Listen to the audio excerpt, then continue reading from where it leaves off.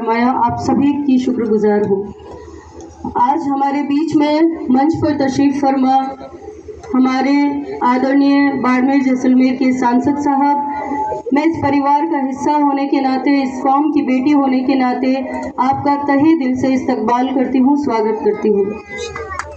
हमारे बीच में तशरीफ फरमा हम सभी के आदरणीय और हम सभी के गार्जियन के रूप में अपनी जिम्मेदारियां और अपनी भूमिका निभाते हुए आदरणीय हेमाराम जी चौधरी साहब यहाँ पर तशरीफ लाए हैं। मैं आप सभी से गुजारिश करूंगी कि जोरदार तालियां बजाकर आपका इस्तकबाल कीजिए। हमारे कांग्रेस के वरिष्ठ नेता और हमारे हर सुख दुख में हाजिर रहने वाले आदरणीय हरीश जी चौधरी साहब, आप तशरीफ लाए, आपका भी हम सभी शुक्रगुजार करते हैं। मैं माफ़ी चाहती हूँ, वक्त का तकाजा है, मैं सबका नाम नहीं ले पाऊंगी, लेकिन मैं दिल की गहराइयों से तमाम हमारे मंचासीन अतिथि साहिबान का इस्तकबाल करती हूँ, स्वागत करती हूँ, खैर मकदम करती हूँ। सबसे पहले यहाँ पर जब आते हैं तो दिल से दुआएं जिस शख्स के लिए निकलती है वो है मौलाना ताज मोहम्मद साहब। मैं इस कौम की बेटी होने के नाते इस कौम के दर्द को, इस कौम की तकलीफ़ों को हर दिन महसूस करती आई हूँ। मुझे हर बार लगता था कि कितनी सारी बातें होती हैं एजुकेशन के लिए, लेकिन क्यों नहीं कोई कदम उठाता, क्यों नहीं कोई पहल करता। लेकिन जब मैं स्टूडेंट थी और अपनी तालीम हासिल करके जब इस इलाके में आई थी तो मैंने इस डेजर्ट के इलाके में, इस एकदम ऐसा जो इलाका जो अनटच एरिया हम कहते हैं, इसमें एक बहुत बड़ा इंस्टीट्यूट देखा, एजुकेशनल इंस्टीट्यूट। मैंने सवाल किया कि ये इंस्टीट्यूट किसका है। मुझे नहीं पता था कि कोई हमारे मुस्लिम इतने जिम्मेदार कोई होंगे जो एजुकेशन के लिए इतना बड़ा काम कर रहे होंगे। जब मैंने नाम जाना तो दिल से दुआएं निकली और मुझे उस वक्त ये फख्र महसूस हुआ कि चलो सिर्फ बातें ही नहीं, उस पर काम भी शुरू हो चुका है। मैं शुक्रिया अदा करना चाहूँगी मौलाना ताज मोहम्मद साहब का, क्योंकि आपने 1973 में इस डेजर्ट के इलाके में इल्म की शमा जलने का जो बीड़ा उठाया है वो काबिले तारीफ है। आपने 1973 में एक सपना देखा और कुछ चंद बच्चों के साथ में आपने इस इल्म को फैलाने की जो शुरुआत की, उसके बाद में ये जो आपका काफिला है ये बढ़ता ही गया। मैं आपके लिए एक शेर के साथ बात की शुरुआत करना चाहूँगी। मंजिल मिल ही जाएगी संघर्ष करके ही सही, मंजिल मिल ही जाएगी संघर्ष करके ही सही, गुमराह तो वो हैं जो घर से निकले ही नहीं। बहुत बहुत शुक्रिया। 1973 में जो सपना देखा वो 1998 में एक स्कूल के रूप में आगे बढ़ा। 1998 में 200 बच्चियों के साथ एक स्कूल का शुरुआत हुई और वो बढ़ते बढ़ते 2006 में लड़कियों का एक बहुत बड़ा इंस्टीट्यूट के रूप में आगे बढ़ा। 2014 में इस इंस्टीट्यूट ने कॉलेज का रूप ले लिया। आप सोच सकते हैं कि यहाँ पर इस डेजर्ट के इलाके में कोई कॉलेज की शुरुआत भी कर सकता है। मैं बार बार दिल की गहराइयों से आपका शुक्रिया अदा करते हुए अपनी बात कहूँगी। यहाँ पर क्योंकि हम एजुकेशन के इस मकसद से इकट्ठा हुए हैं, मैं कोई पॉलिटिकल बात नहीं करूँगी। मैं सिर्फ हमारे बच्चों से, हमारी कौम से और तमाम ये समाज के जो लोग यहाँ पर हमें आशीर्वाद देने के लिए आए हैं, हमें सपोर्ट करने के लिए आए हैं, उनसे मुखातिब होते हुए अपनी बात करूँगी। जब भी हम किसी एजुकेशन इंस्टीट्यूट में जाते हैं तो सिर्फ हम एजुकेशन की तालीम की बात करते हैं, लेकिन हम कभी ये नहीं समझते कि what is the real education. मैं बच्चों से पूछना चाहूँगी, what is the real education? कभी हमने इस पर गौर किया है? हम लोग किताबें लेते हैं, हम पढ़ते जाते हैं, लेकिन हम लोगों को एजुकेशन के साथ साथ जिस चीज़ को बढ़ाना है वो क्या है? आपको पता है कि 3 चीज़ें हमारे साथ ज़िंदगी में बढ़ती रहती है। हमारी एज बढ़ती रहती है, हमारा वेट बढ़ता रहता है, हमारी हाइट बढ़ती है, लेकिन उसके साथ साथ क्या बढ़ना चाहिए? कभी गौर किया है इस चीज़ पे? मैं आपको बताना चाहूँगी कि हर दिन हमें इसके साथ साथ हमारे सब्र को बढ़ाना है, हमारे ईमान को बढ़ाना है और हमारे डेली बेसिस पर respect for elders, respect for parents बढ़ाना है। हमारे जो वालिदैन हैं उनकी हमें इज्जत करनी है।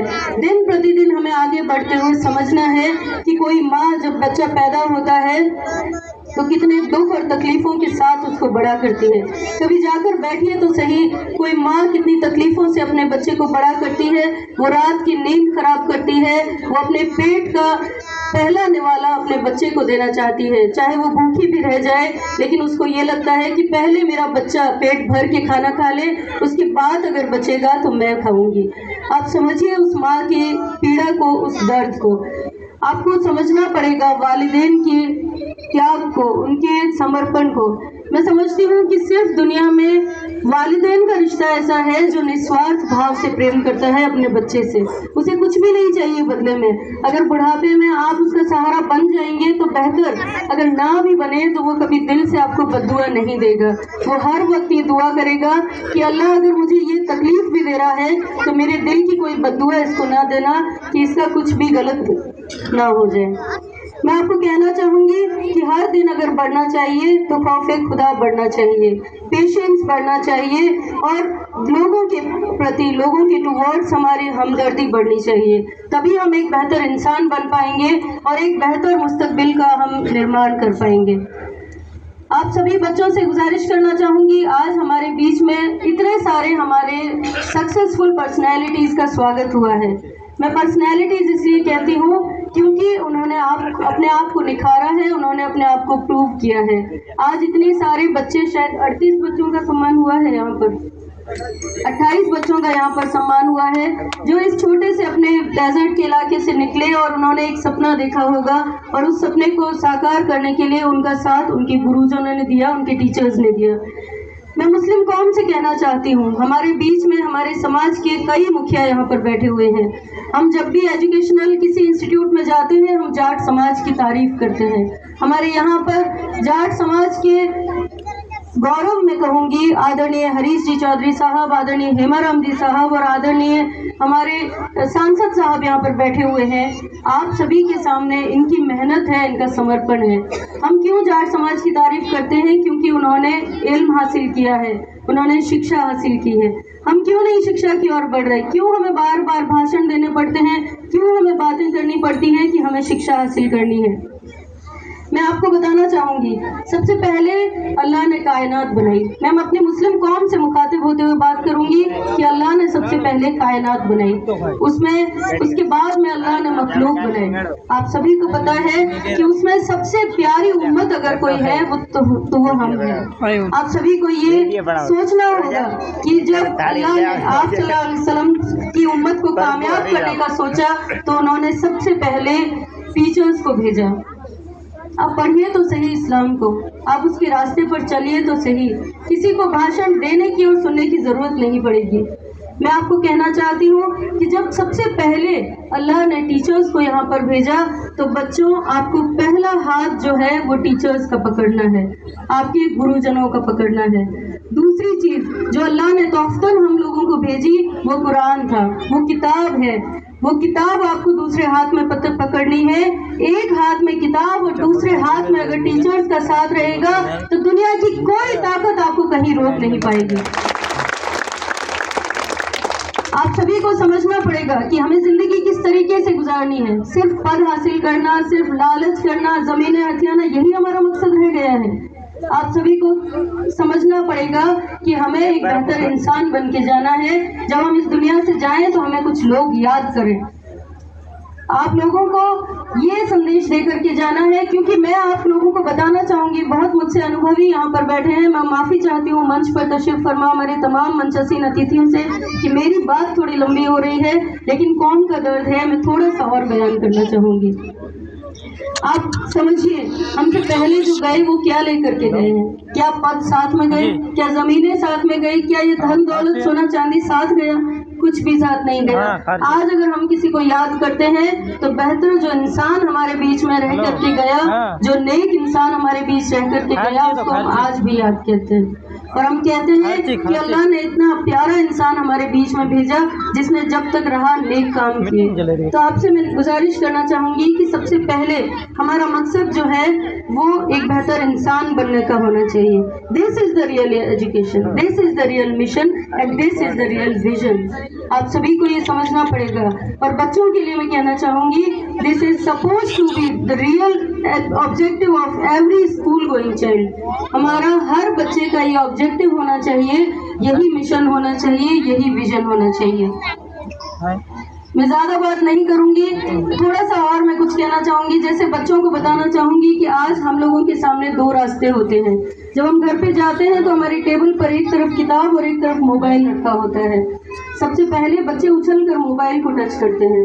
میں آپ کو کہنا چاہوں گی کہ موبائل سے دور رہیے. اگر زندگی آپ کو بنانی ہے تو موبائل کو آپ کو چھوڑنا پڑے گا, وہ سیکریفائز آپ کو کرنا پڑے گا, تبھی آپ بہتر انسان بن کے آگے بڑھیں گے.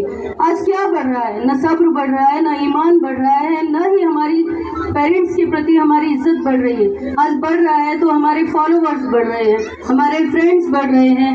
ہم سوشل میڈیا پہ دنوں دن ایسی ایکٹیویٹیز کرتے ہیں کہ کیوں ہم لوگوں کو کیوں امپریس کرنا ہے, کیوں کسی کے لیے ہمیں کام کرنا ہے. ہمیں اپنے لیے کام کرنا ہے, ہمیں بہتر مستقبل کے لیے کام کر رہا ہے.